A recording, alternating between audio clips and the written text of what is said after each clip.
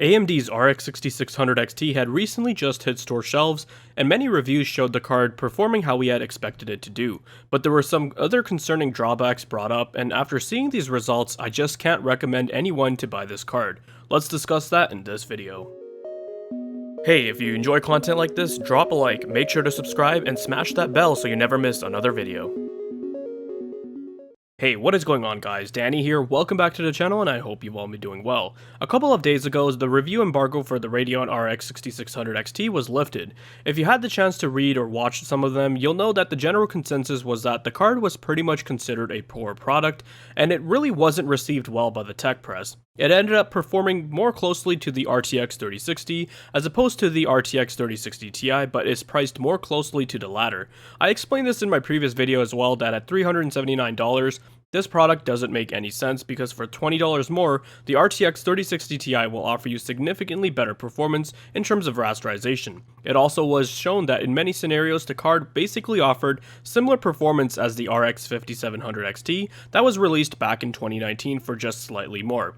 I really like how Steve pointed out in his review, as this being AMD's Turing moment, as they're giving you a newer generation card with the same performance as the previous one in the same price bracket. Kind of like how the RTX 2080 was launched at the same price point as the GTX 1080 Ti and offered the same performance just with added ray tracing support, and it really seems like that's exactly what AMD has done here. A complete step backwards if you ask me, and in any other time this would not have made any sense. It makes sense for AMD given the current market conditions, so anyone can see they're just trying to cash in, but I'm not so sure that's a wise move for them, and I'll explain why later on in the video. When it comes to ray tracing performance for the 6600 XT, you might as well just ignore that whole aspect, as Hardware Unboxed pretty much shows this card's ray tracing capabilities are too low to even allow for a smooth playable experience, whereas the 3060 Ti can deliver smoother overall performance with RTX on. Let's also not forget the fact that with NVIDIA, their GPUs can also leverage features such as DLSS 2.0 and the other revisions that have come along with it,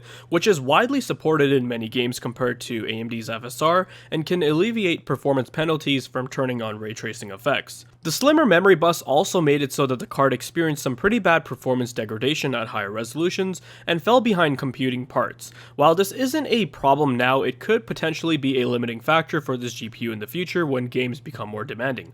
Along with that, another really bizarre decision AMD made was to limit the PCIe 4.0 bandwidth to X8. This therefore leads to a slight decrease in performance when using the card with an older CPU on an older chipset that doesn't support PCIe 4.0.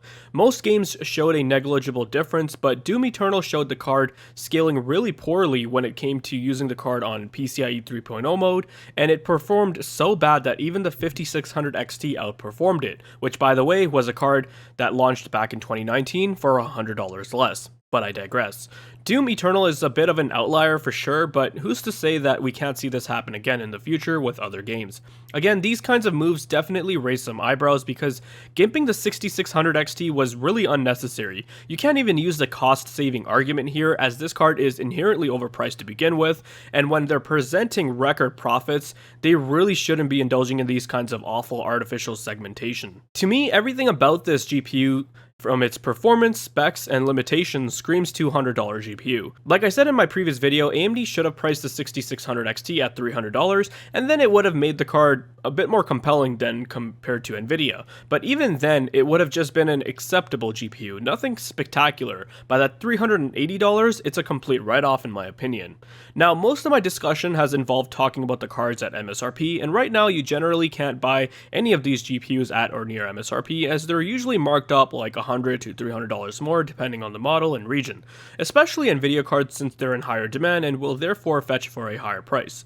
AMD had told the tech press that since the Navi 23 die is a smaller GPU, the number of good dies yielded from a single wafer are substantially higher than what you get manufacturing Navi 21 or 22 dies, meaning there will be more stock available, implying you'd be able to attain a 6600 XT with lower difficulty and find it near MSRP.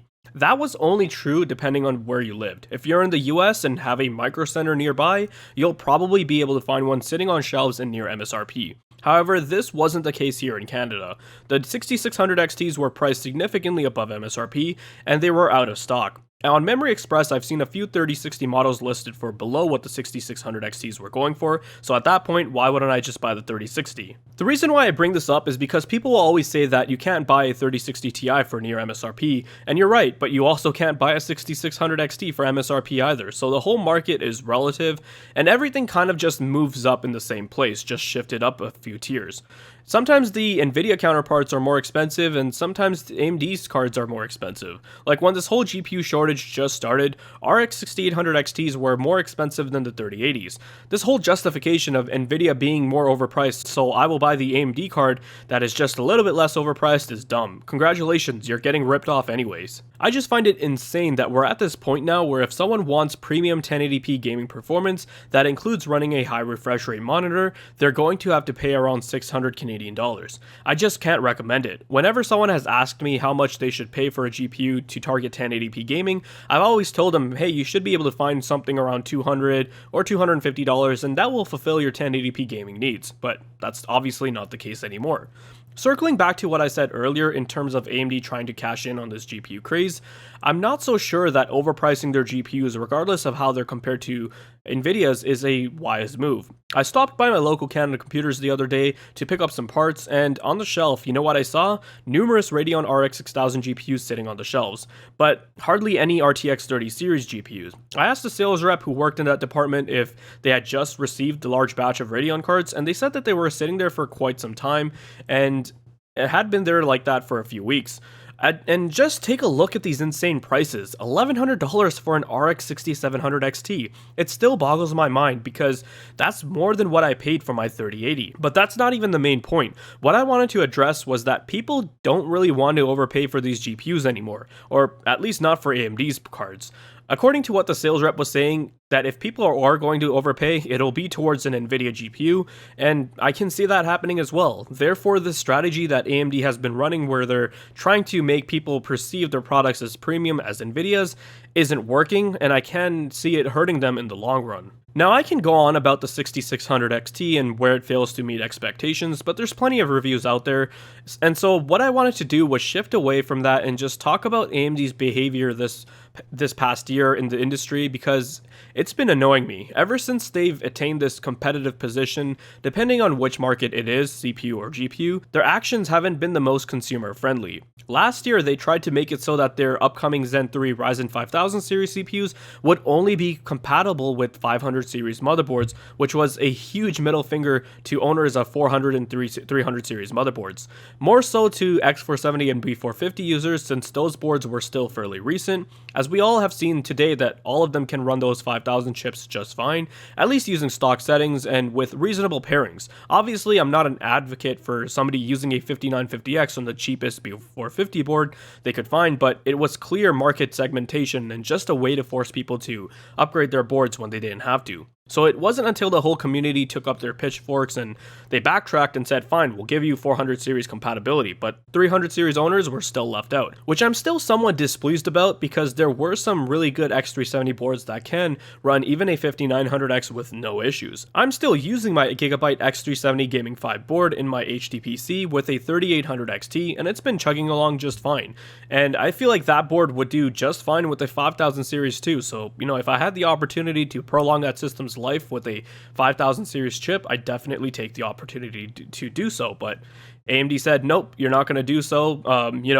You might as well just contribute to more e-waste and better buy a new motherboard. Then when the 5000 series came out, they decided to bump up the prices for all tiers and take away the stock coolers as well. I know some people were mad about that, especially the 5800X, which I did do a late review of and said that now that prices have come down on these parts, it is more reasonable, but the launch price was just a blatant cash grab. There was also no non-X parts, so you had no choice but to pay for the more expensive X variants with that premium. These were things that people made fun of Intel for, and now AMD is doing the same thing for, but I feel like they're just not criticized nearly as much for it because, they were the underdog and they were the little guy, so let them have their moment. We also had AMD drop support recently for older GPUs in a time where currently gamers are holding onto their older GPUs because they can't find new GPUs to upgrade to or can't get them for reasonable prices. Now, the HD 7000 and 200 series GPUs I can understand. Those parts came out in the early 2010s, but why drop support for the 300 series and Fury cards? These cards came out in 2015, which wasn't that long ago, and those were the cards which competed against Nvidia's 900 series, which are still supported today. Nvidia only recently dropped support for Kepler, and a GPU like an R9 390 would still be fairly capable at playing games at 1080p with at least medium settings, and you could attain 60 FPS. I just feel like that ever since they gained their performance leadership in the CPU market and, got on parity with Nvidia again, at least for raw rasterization performance, AMD have just started to indulge in more numerous anti-consumer practices that a lot of that goodwill they built up over the years has been tarnished. And you're reminded that this just is a corporation like any other, so you shouldn't be fanboying over any of them, and at the end of the day, just buy whatever offers you the best value.